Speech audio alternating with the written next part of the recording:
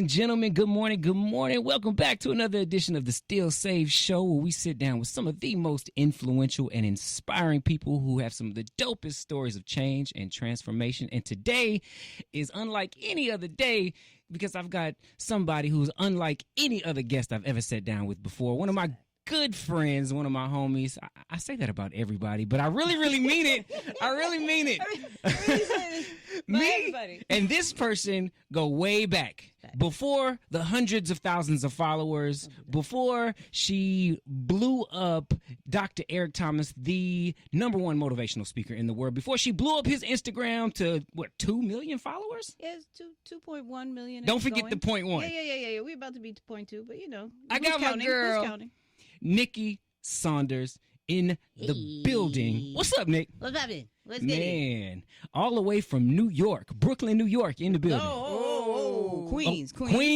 Don't do that. All the way from Queens, There New you York. go. I was like, no offense to Brooklyn people. No offense. I mean, she took me to Brooklyn. She took me to Brooklyn. Like, just, all due respect. We were in Brooklyn. We That's were in right. Brooklyn. Yeah, you showed me around. Brownstone and everything. We were acting bougie. It was amazing. Yes. Good times. Good times. Times were had. I've also got my amazing boss, mentor, business coach in the building, none other than TT, we like to call her, Miss Terri Thomas. What up? I'm nervous and slightly excited. No. Nervous. I don't know why he's nervous. People always say that. Like, Because you make you're a me big so deal. nervous. You're a big deal. Well, but I'm the coach, right? I I'm get cheering it. you on. I'm like, you can do it. Right. But you're a big deal. I will say that. She is Miss You Can Do It, but she's also like, hey, she gonna give it to you real. I am. Yeah, and I'm here for the real, right? We don't sugarcoat it. I take the constructive criticism pretty well, don't you say? You know what? You said that nervously, too. Iron, as you know, iron sharpens iron. Iron sharpens iron, and I just found that to be one of the utmost truths in my life. People don't do you any favors by being too soft. Like, I'm not saying being mean with information. It's not what I'm speaking on. I'm just saying being honest with people. Yeah. Because a lot of times as humans, we really gravitate towards, we want the softer side of things. And sometimes if we could just really be transparent with each other, that will help. Sometimes we're too soft and we're too much sugarcoating and we're delaying our own opportunities because we're just not being straightforward and not being honest. And so I'm like, the more information you have, the better opportunity you have to grow. And so I'm not here to delay anybody's blessing. I'm like, let's get to it. Let's fast track this thing. yes. Let's fast track this thing. I Well, ain't mad at that. let me set the stage real quick, guys, because Nicky is not only just a good friend, but she's an amazing resource for so many people. You've been putting in a lot of work. You've definitely put in your 10,000 hours. And you have been killing it in the social space, right? IG, TikTok, YouTube.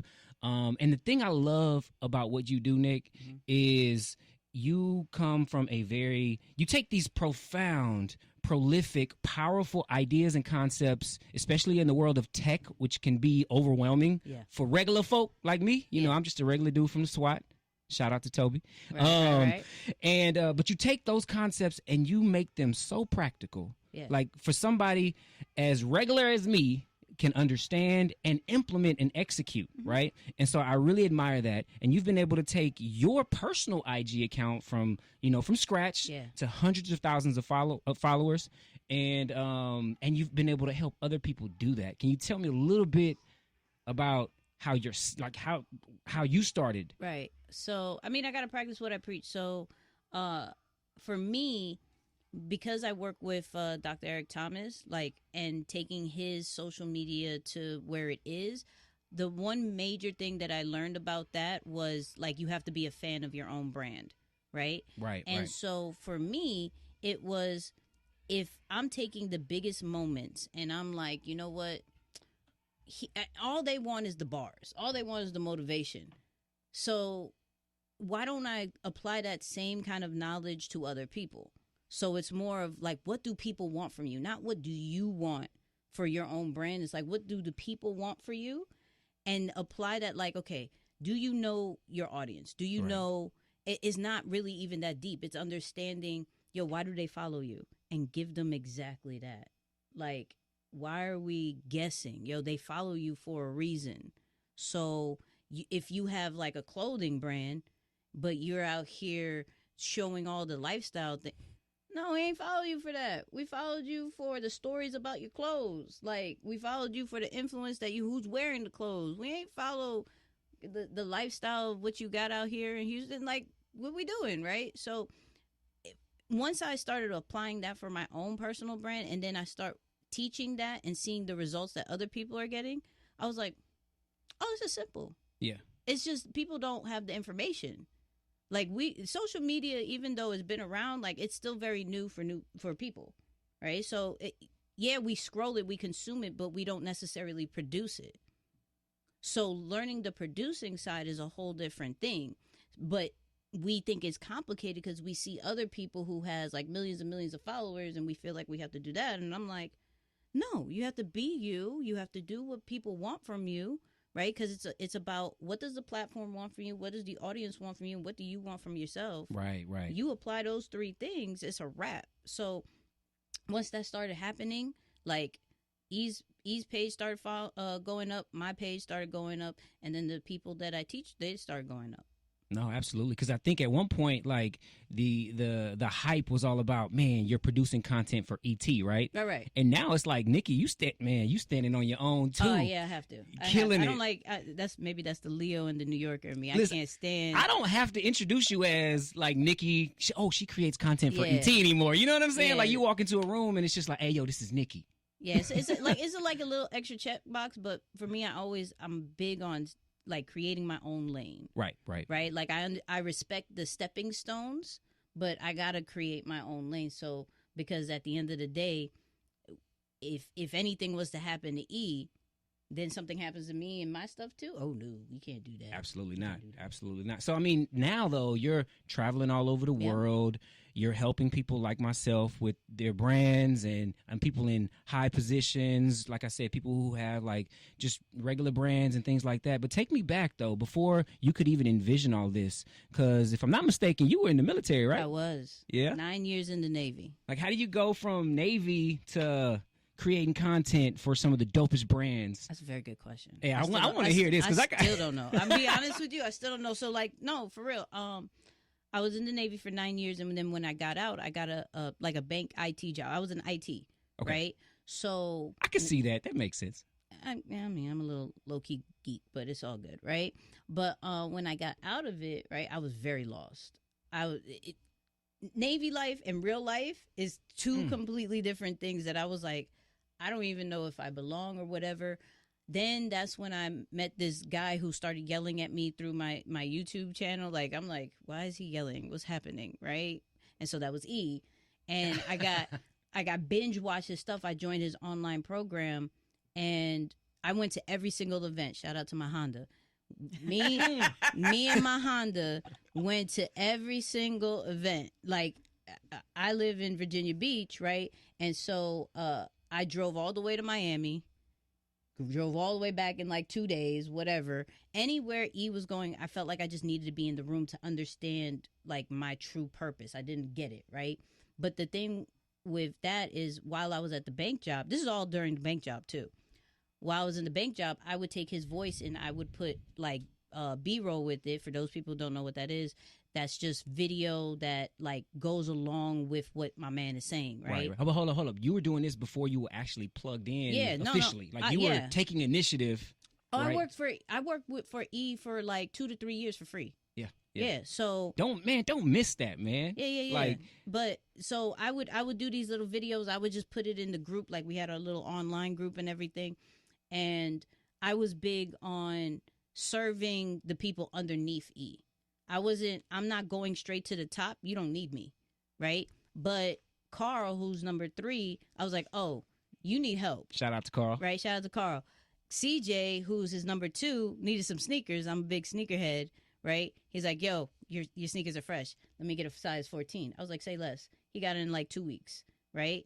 Whatever they needed, I don't care if it was food. I don't care if I had to drive somewhere, whatever. I was there just to, not necessarily to be in, but it was more to understand me. Like, what am I supposed to do? Am I supposed to be the help? Am I supposed to do the videos? Am I supposed to take people to their seat? What am I supposed to do? So I think the Navy part of me, where you have to do all the jobs to understand the totality of who you are, right? Helped me when I was trying to figure out what to do, right? And then once I figured out, I like doing the videos, I like doing the content, they were like, yo, you want to run the social media? I said, okay, I'm addicted to it. Why not? You know what I mean? So when that happened, it skyrocketed from there. So I think it's fascinating because you're transitioning your entire life, Navy, which is, it's the service. We say you're in the service, right? Yeah. And temporarily kind of lost. Yeah. But you found your purpose through service. Yes. And so I think that's something a lot of people miss. You know, when you're looking to really get in tune with what your purpose and what you're supposed to be doing, you really focus in, it's like me, me, me, me, me. Yeah. And your quest to find yourself came through focusing on how to serve others. Mm-hmm. And that's when the clarity really stepped in. Yep. Where did your interest in video come from? Was it something you were doing in the Navy, or where did this kind of manifest? So I really want to blame my mother. Shout out to my mom, right? Who, when I was like probably 0.3 months old, put me in front of VH1 and MTV and just made me watch music videos, right? This was pre-Coco Melon. Listen, I promise you. So then when music videos started becoming whole movies, right, where it didn't make sense with the words anymore, I didn't like that. And so my thing was, let me just try to do it myself. I had no video editing, nothing like that. I just understood how to do a story, right? So when I got out of the Navy, got my whole laptop, everything, I just tried different things. And so there wasn't necessarily any kind of real training, anything that like clicked. It was just like, yo, I'm tired of videos not making sense. Everybody feels like it has to be a whole movie. And so now let me just take whatever, whether it is music, whether it is somebody who's motivational, whether it is something that educational, and let me put it together and make something out of it. And then it just started to click like, oh, wait, that's kind of what's happening on social media. That's what's doing it. So, like I said, I always blame my mother for the music video style in my head to tell stories. Yeah. I always tell people there are seeds to what you're supposed to do that are planted in your childhood. So, you know, as a coach, I come across a lot of people that are lost and they're confused and they're at this crossroads. And a lot of times, you know, deep down, they really know the direction they're supposed to go. But a lot of times fear, and, you know, people think it's fear of failure. Sometimes it's really fear of success. You know, you're afraid to live up to the expectation of what your greatness really could be. So fear of success can really, really limit you as well. It's both sides of that coin. And when I'm trying to help someone unpack their purpose, I go back to childhood. I go back to, what were the things that you were good at? What were the things that you were drawn into? Tell me about those things. What did you do? What was your role? I love you talking about MTV because that's my truth. You know, we brokered in a joke. We didn't have cable, didn't really have access to it. But when I was babysitting for somebody or going somewhere, they might have had MTV. I was a junkie. I could tell you every music video. I could tell you when the video rolled out and they had the artist, the producer, the album. I mean, the record company. So how about that informing my choice to go into the music and radio business, right? But so it's always the seeds in your childhood. And when you were going through this journey and you're following around, you're serving ET, you're serving the crew, when did you start to feel like your synapses connect? You know, you're like going and you're serving and you're like, ooh, you know, because people know when they're in the zone. That's a feeling that's unlike any other. When did that start to really connect for you through the journey? I ain't gonna lie, it's when a whole lot of people started telling me, like, yo, you know what you're talking about. Like, it wasn't me that's like, it clicked. It was everybody like, yo, Nicky's the guru. Nicky's doing this. And I think still in my mind, maybe because I'm like low-key humble, right? Even though I'm super New Yorkish, right? That it still doesn't super click. I just know how much of a geek I am about this, and I just love telling other people about it, right? And so, but I realized that when everybody was like, yo, how do you do this? How do you do that? How do you do this? And it kept coming, and like my phone started ringing a little bit more, and I don't like talking on the phone like that. I'm like, okay, I got something, right? The way that I'm realizing, the way that I break things down is different than what other people, because in my industry, it's you know, it's older people, right? And so now I'm learning from them, but how can we make it to where it's all generations? It's not just a certain generation trying to understand it. How do I make it through all generations to do that? So yeah, it was when people started telling me, and I was like, all right, I'll listen to you. Like, yeah, and I'm hard headed. I don't listen to people, but I was like, I'll listen to y'all. You know what I mean? Now she's right about that. She's right about it. I mean, but I give you some credit though. You do take, man. You do be listening, man. You listen to the people. And now I do. Yeah, you listen to the audience. I will say this: the thing I love though is how easy to digest all of your content is. Right, like I can watch it and we can replicate it. How has all those questions? Because you get bombarded with a lot of questions, right? Like you said, you get people texting, you get people calling you, like, Nikki, how do you do this? Yeah. Do you find that to be like the main source or one of the biggest sources for the content that you create? Or do you have like what is your social regimen, right? Like are you wake up in the morning, create this, create that, or do you have like a timeline of events? I wish I was that structured. I've gotten better. I will say that because I do have like this morning routine to where I go and I look at the blogs of what's happening within, the social media world, the content world. I'm looking at everybody's interviews because what I'm big on is looking at the greats and what they're doing, right? So there's always little clues, even though they're not saying content this, social media that, I could flip anything into that kind of branding stuff, right?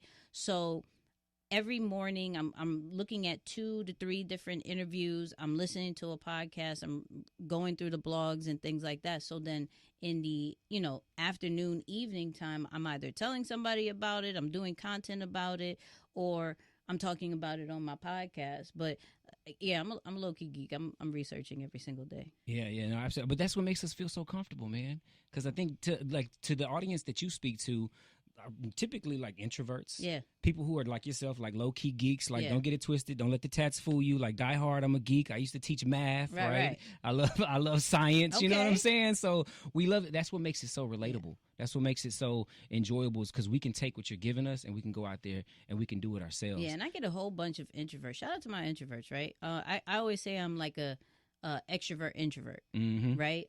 Because I will stay home. Yeah. 9 out of 10 times. You will not see me outside. Like, people don't even know where I live. The fact that I said that, like, I live in Virginia, like, they're like, what? What are you talking about, right?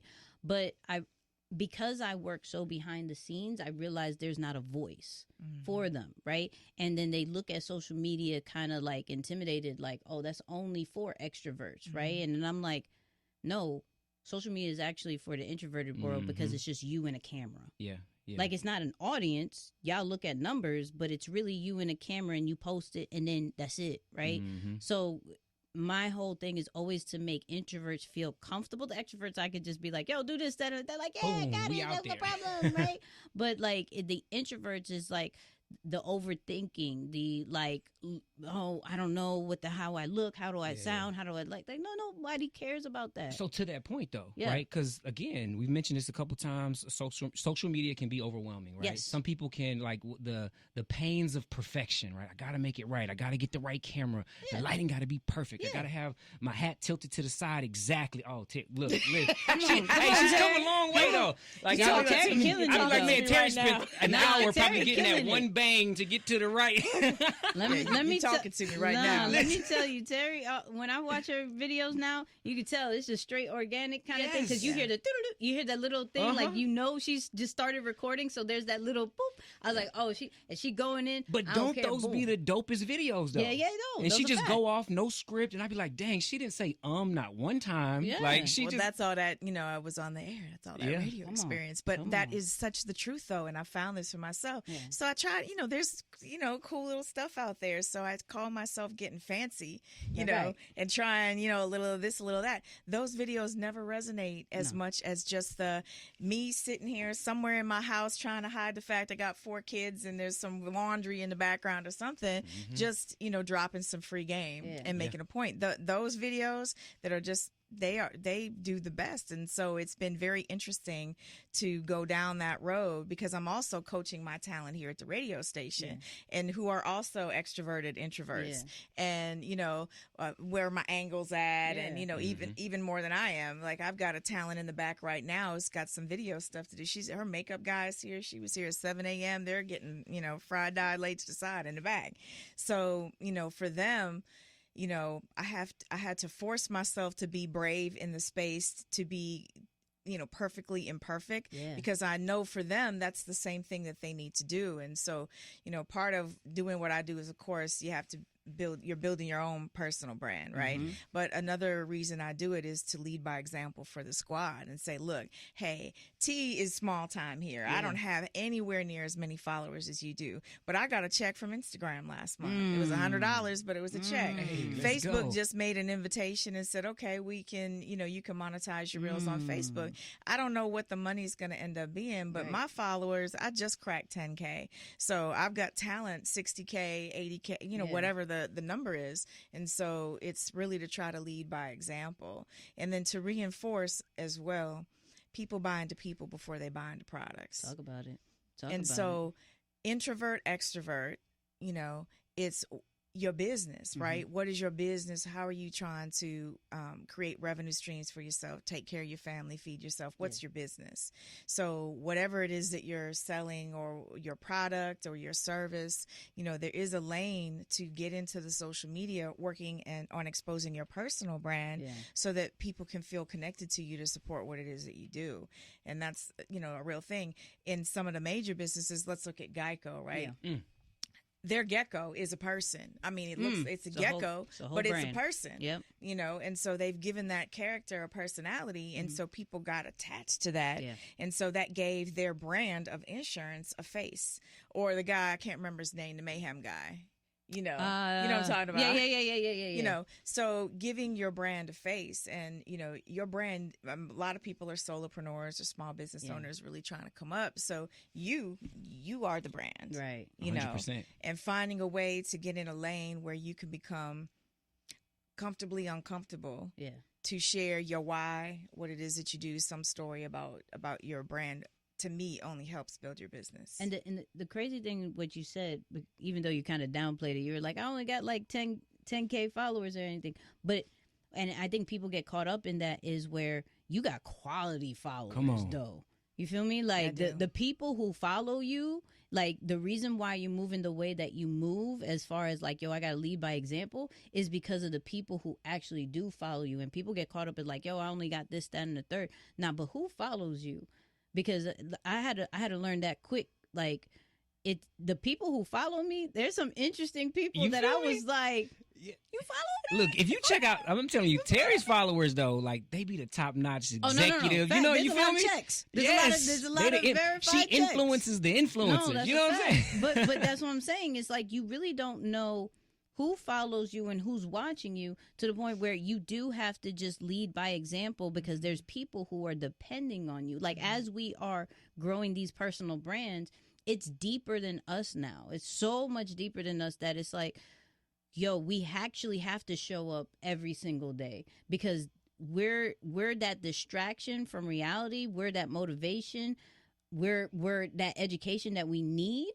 Like, they need at that moment, but we don't think that, because it was like, it's just us, right? It's just like, my background, or this, that, and the third. It's like, no, they don't care. Like, they don't care. Like, they just want, like, and don't get it twisted, people. Like, there is people who have millions and millions of followers that don't know a lick of anything about social media, like, not what to do or anything like that. So when they see other people being like, you're showing up as this is like, I don't have to look like that. And they admire that kind of thing. We don't know who we're inspiring. We don't know who we're motivating just by showing up. So that's why I was like, the fact that you just said that you got 10, I was like, I've seen who follows you. Like, it's big people. And that's what people kind of forget. Like, we don't know who's watching us.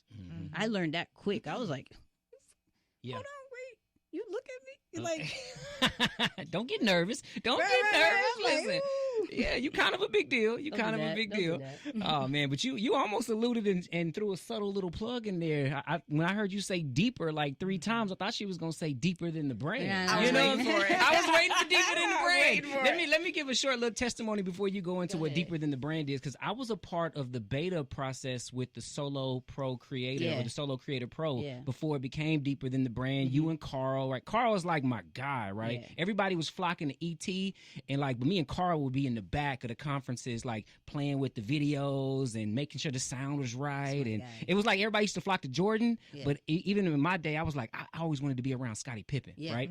And that's how me and Carl got Right. together. But I was a part of Solo Pro Creator, right? When it was in the beta process. Right. And it was because of that I started putting out content.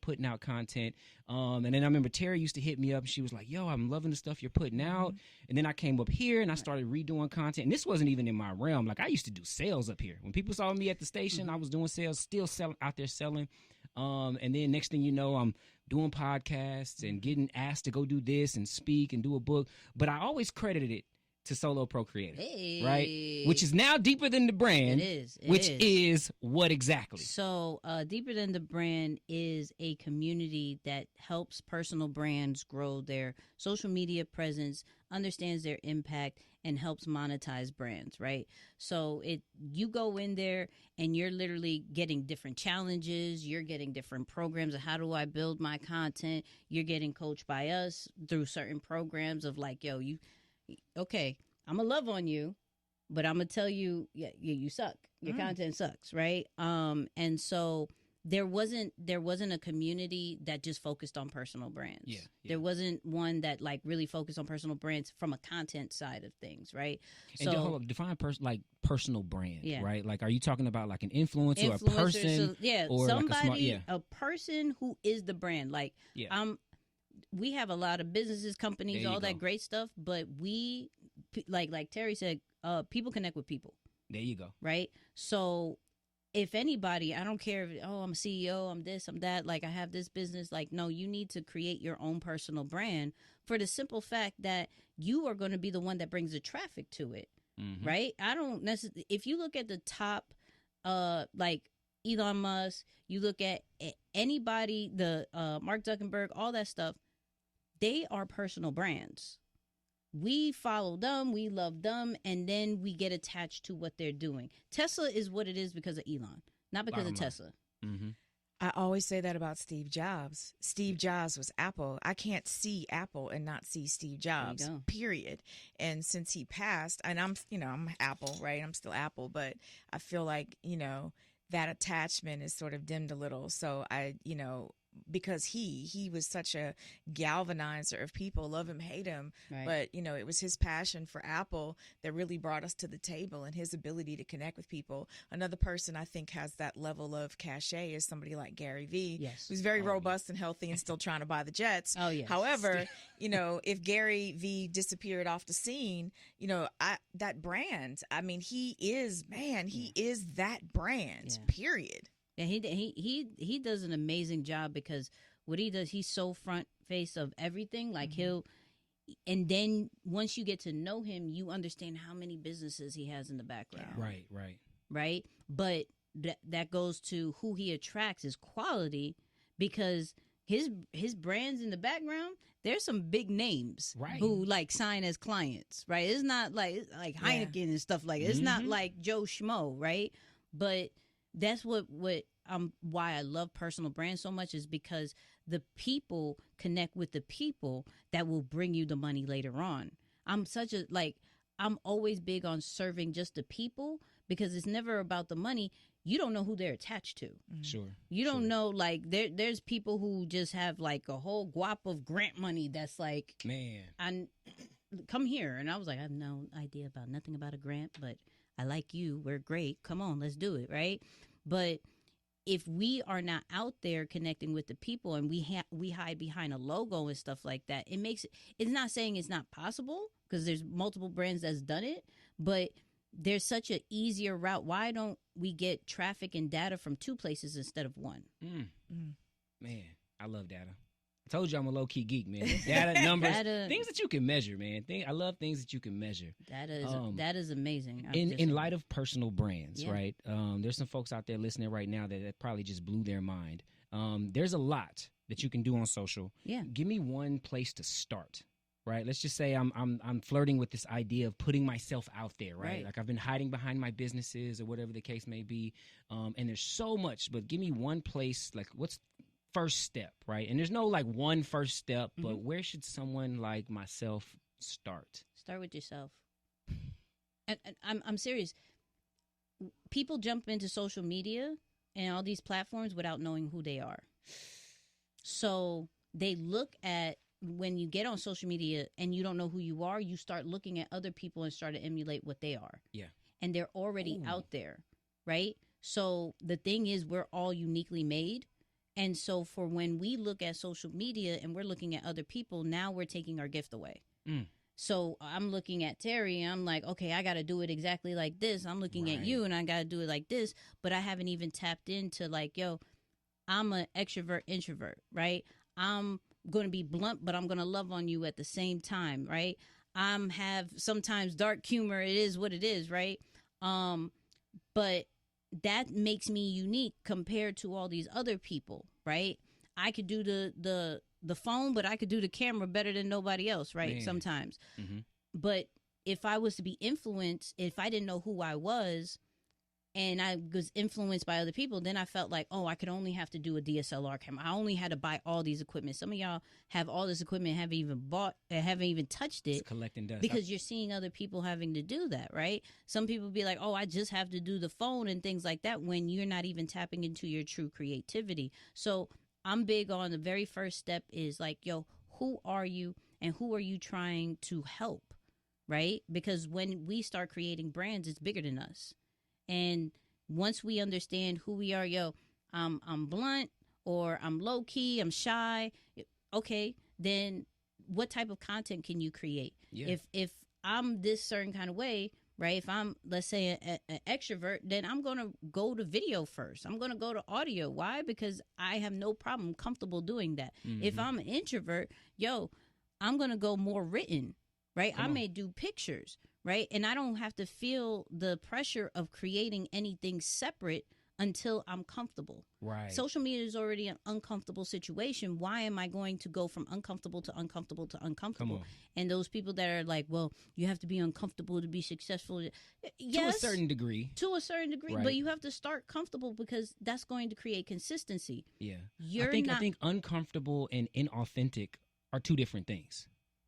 You know what I'm saying? Like, yes, you do need to put yourself in uncomfortable situations to grow. That's the whole part of like growth, working out, like challenging yourself. But being inauthentic or not true to yourself, that's a different type of uncomfortable. No, it's a fact. You know what I'm saying? It's like, so you kind of get outside of yourself and you're not able to speak. I did that for years. Like, let's just be transparent. You know, especially growing up as the only white kid in an all black neighborhood. I tried to be Toby. I tried to be E. I tried to be Michael Jordan. I was just like, yo, like I can't jump. I was like, you feel me? Like you jump, rapped, and screamed. That's crazy. Yeah, I'm like, that's not me, right? But I could shoot threes like nobody's business. You know what I'm saying? So once I got comfortable with who I was, I started to excel. Once I started being comfortable in my own skin and the way I dressed, and Terri and I would have these conversations all day long, and it was just like, Terri, look, I'm not a pastor, I'm not a missionary, I'm not a doctor, a theologian, bishop this or bishop that. Like, no, I'm just Dave. Right. Just a regular dude from the SWAT who's done some pretty cool things. Yeah. Right. And only then I started to be able to connect and resonate because I was able to just be me. But that allowed you to be consistent at the same time, at right? The same so time. So that's the thing. It's like once you figure out who you are and you're okay with that. Yeah. Right? Some people are not okay with even who they are. But you said be consistent. I no longer had to wake up like, okay, what am I gonna create today? Like, no, like I got 5 kids at the crib. We did an IG live one time during the pandemic. Yeah, I had kids jumping in the background, coming out of the closet. You was like, Dave, are you in your closet right now? Right, that's a fact. You know what I'm saying? But it was one of our most engaging lives because the kids like popped up on my lap, and I was just like, hey, it is what it is. Yep. And people were like, dude, how did you do it with 5 kids? You know what I'm saying? Yep. And then that turned into a whole like content calendar. I'm like, oh shoot, breakfast, lunch, dinner, picking up the kids from school. Like people want to know. Yep. People bury their magic. I got a whole podcast rolling out, Renegades, Rebels, and Rogues. But the basis of that nice plug. The basis of that is because people work really hard to bury what's magical about them, period. You know, it's the oddities, it's the uniqueness. That's really what makes you really stand out.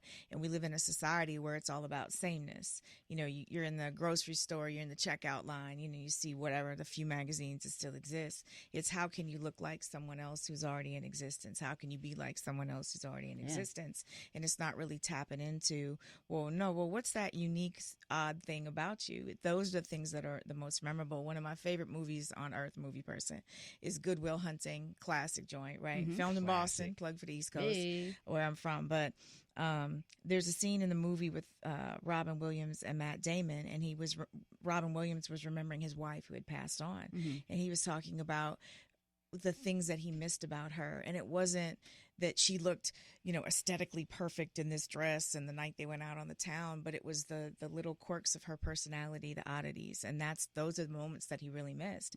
And those are the things that really allow us to connect to each other as human beings. It's hard to keep up with a perfect aesthetic. It's so hard. The pressure, we see people crumbling in the media and people crumbling in these social spaces all the time because they can't keep up with their own image of perfection. So, you know, taking that pressure off yourself and saying, well, what about me is really unique, offbeat, quirky? What are the original pieces of me? And really allowing yourself to get uncomfortably comfortable with exposing that. That's when you see that firing on all cylinders. That's what happened with you. Yeah. Is, you know, feeling the pressure to be some particular something for people when all that was really necessary, David, was for you just to be you, simple, you know, plain and simple. That's it, man. That's it. I'm with you it. know, we can go home now, guys. You know, take an offering. No. That's late. Yeah, man. No, it's super, super dope. But, you know, it takes me back to that live, right? Because I asked you a question, and I'm going to ask you the same question, but just in a different way. Okay. All right. I don't know if you remember this, but I asked you what were some of your top 3 favorite apps.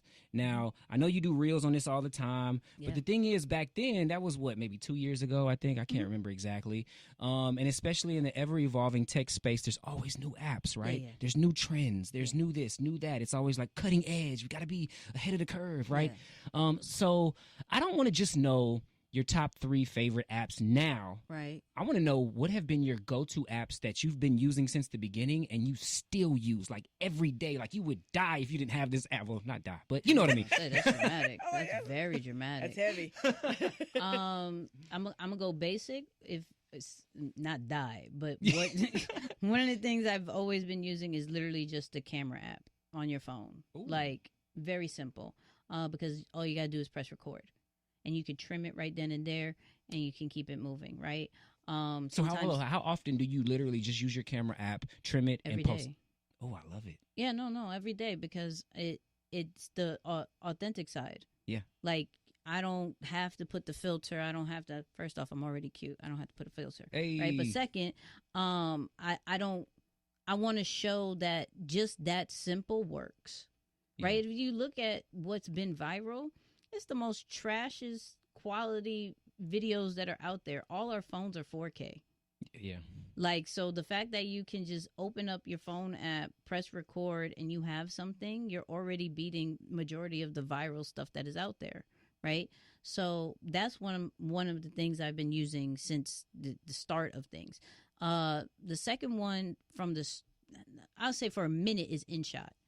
InShot is pretty dope. It's the OG of things. I gotta write this down. See, but I'll say from InShot, I really love CapCut. I've been screaming that they need to give me a check, to be honest with you. But CapCut is like the up of InShot just because it's super free. And it does so many things that InShot is now starting to pay for. Like the InShot has a subscription, but from simple basic editing of transitions and titles and everything like that, but taking a photo and making it into a 3D video now is something that CapCut does that I'm like, bet. Captions, the auto captions is really dope over there too. Fire, right? And then I'm be honest with you, if we're talking about one app that I've been using for a while is Unfold. Unfold is really dope for like vertical videos, not just stories, but just vertical videos, because it has templates that you would probably look for in like a Photoshop or After Effects and things like that. It already has it right there. And you just plug in your phone, your video or your picture, and it makes it look super dope. So I would say those three. Yeah. With an upgrade of. You've been talking about Unfold for a minute, so I know. I love Unfold. Yeah. Yeah, so I downloaded. I haven't started using it yet, so I'm gonna play around. I'm gonna play around with it today. Today's homework assignment is to use Unfold to create a video. It's great. All right, man. So you're in town for what exactly? Like, why are you here? Like, why did you come to Houston First off, of you all asked places? Me to. No. E.T. the Hip Hop Preacher is on his book tour. So UOU, the book that came out, he's now a bestseller author. Shout out to him. He's doing a free book tour. Don't ask me where it is. Somewhere in Houston. We're going to be at Pastor Keon's church. There you go. Yeah, the Lighthouse. Yeah, I was like, you know where it is. I don't know. It's Houston, right? That's Saturday at 12 p.m. And I'm just going to be doing what I do, creating content, saying hi to the people, you know what I mean? And that's it.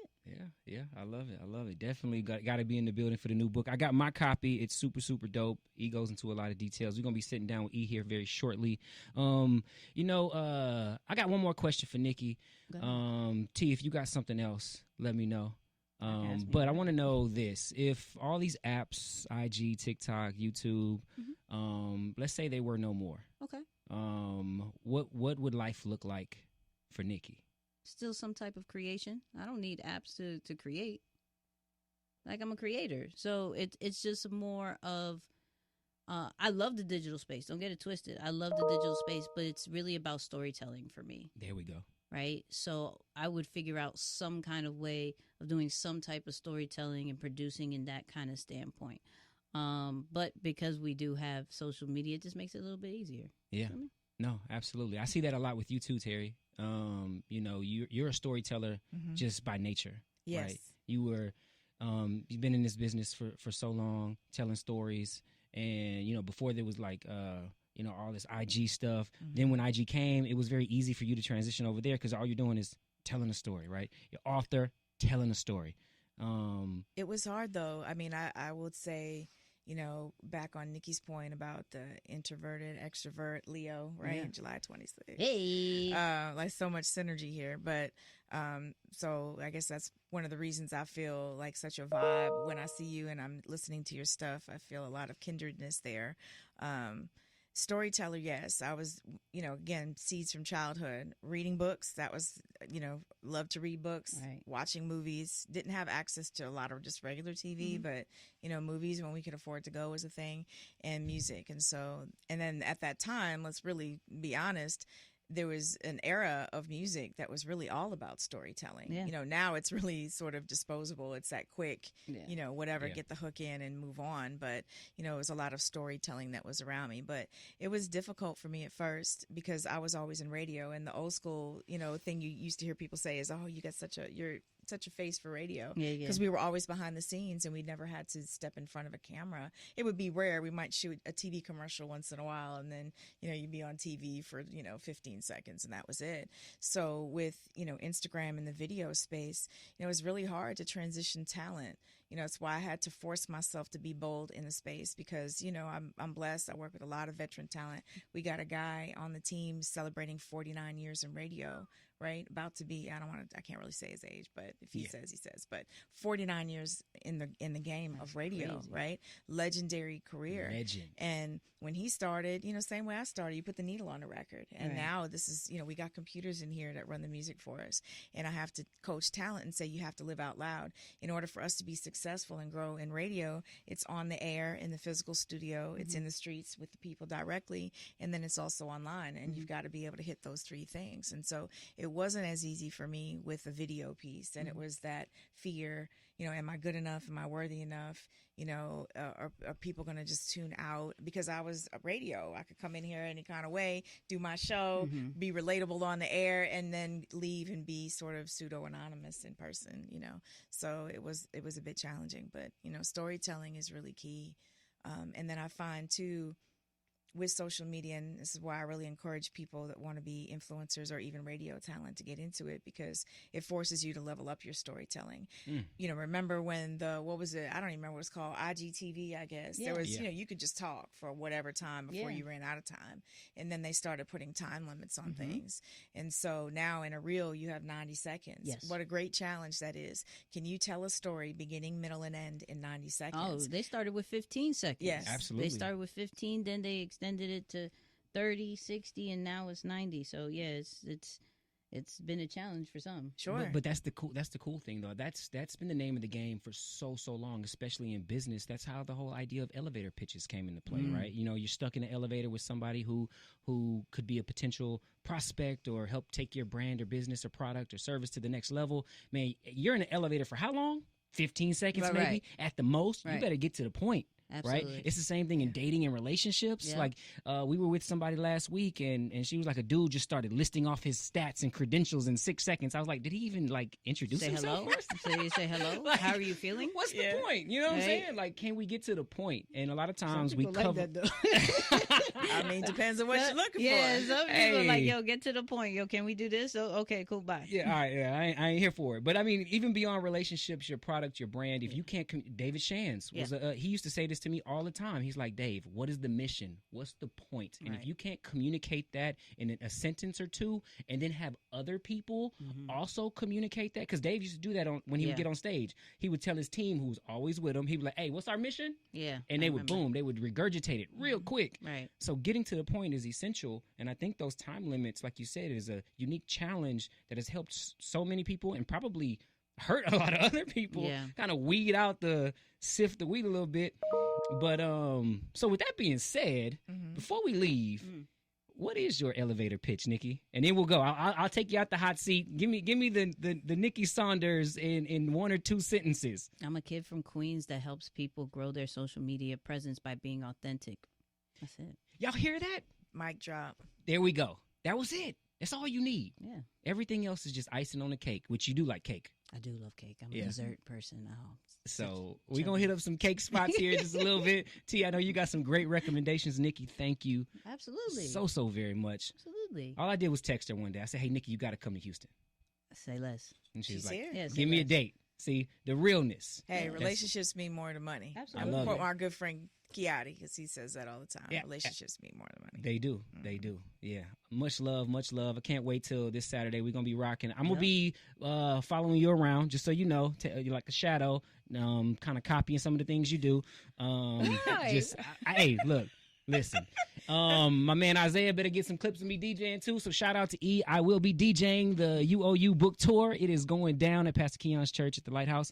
We are gonna go grab a bite to eat. Yes. Praise God. This is just Dave. Terry, thank you for joining me. Thank you. We should I do this more. appreciate you. We should do this more often. You know, I'm at your service. Literally, I'm here to serve. I love it. Well, ladies and gentlemen, it has been a wonderful time here at the Still Save Show on Houston's Inspiration Station, Praise 92.1. Let's eat.